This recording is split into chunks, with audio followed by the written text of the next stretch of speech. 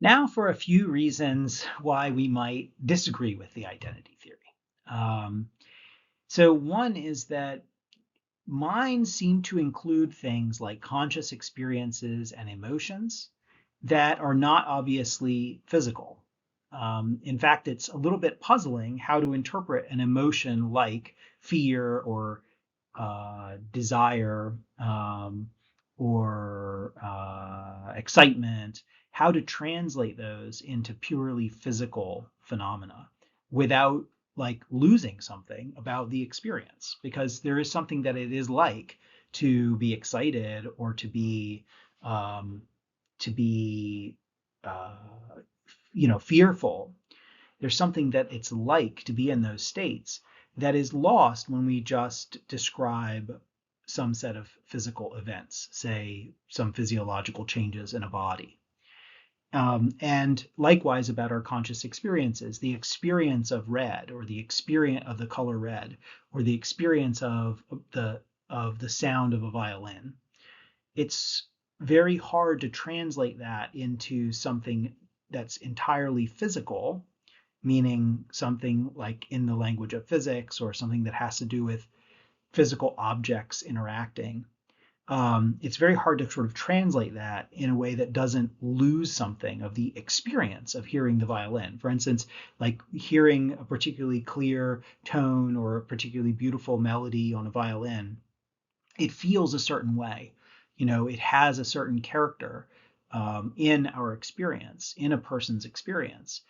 How can you really capture that just in terms of physical events is hard to say. So if that's the case, then it seems like brains, which are just entirely physical things, can't can't be identical to the conscious experiences or the emotions or other parts of the mind that are like that have those kind of distinct have that distinct kind of mental character or feeling. It's hard to say that any part of a brain could be identical to those parts of the mind. Another reason to be suspicious about the identity theory is that people often think that things that don't have brains could nonetheless have minds. So, for instance, could there be an alien species that has a different kind of physiology and doesn't actually have a brain, certainly not a brain that has the kind of composition that our brains have and that any brain on earth has. So they have, let's just say they have some kind of composition, some kind of body structure where you can't identify any part of that structure as a brain. Would we want to say that then those things necessarily can't think, or is it possible that there's some other kind of structure, a brainless structure that could still think? This question comes up in a way particularly salient for the course when we think about the possibility of computers thinking, or computer programs thinking, or AIs thinking, or robots thinking. If any of those things can think, but those things don't have brains, then that certainly, I mean, they certainly don't have biological brains, right? They don't have like brains made of cells. And so then we have the question of, well, how can the mind be identical to the brain understood as a biological brain? Now, I understand at this point people might want to reply by changing the definition of brain to something more general. But when you do that, then you open the door to, I mean, you at least raise the question of what it is about any of those things other than the biological brain that makes them count as brains and count therefore also as minds. So it sort of makes the identity theory less explanatory on the question of what a mind is, because it opens the door to a very wide range of things being brains and therefore also minds. But then we also lose some of the information value of pointing to brains to say, oh, you want to know what a mind is? This is what it is. It's something like this. So it may be a route to go to say like, oh, computers can have minds, but only if they have electronic brains. But then we have to ask like, well, what defines an electronic brain?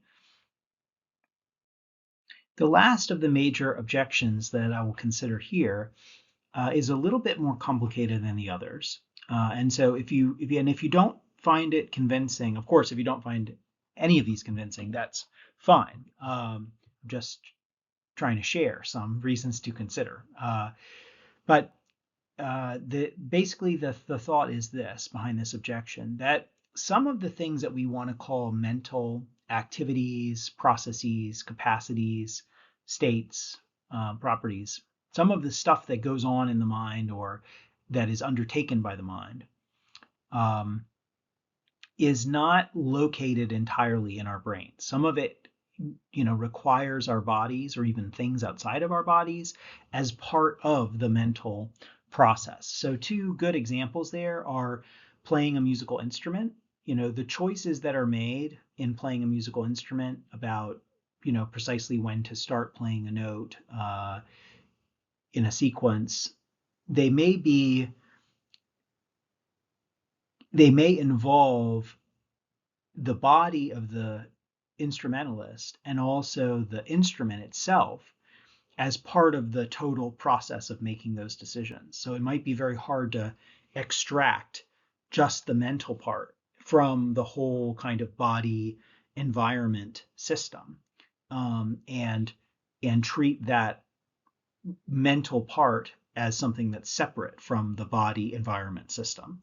The mental part might be something that's happening in the body and the environmental system as much as in the brain.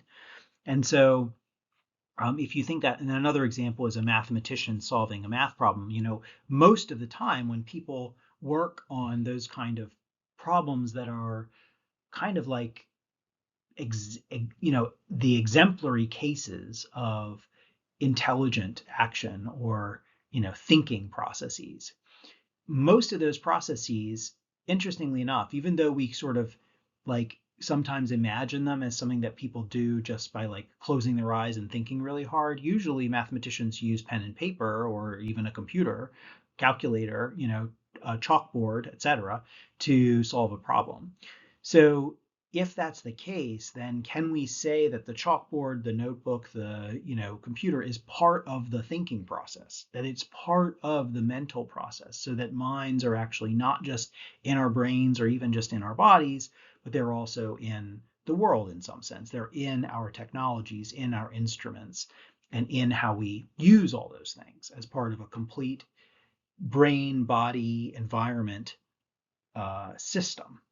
And so, yeah, this is a kind of objection that's relatively recent, but is an interesting one, and I encourage you to think about it, and we'll cover in more detail later in the course. The last point I wanted to make is that these three objections actually prefigure three major alternatives to identity theory, as far as answers to the question, what is a mind, is concerned. So we won't talk about these views in detail now, but dualists often present objections of the first type to identity theory type positions. Functionalists often present objections of the second type, and externalists and 4E cognitive theorists often present objections of the third type.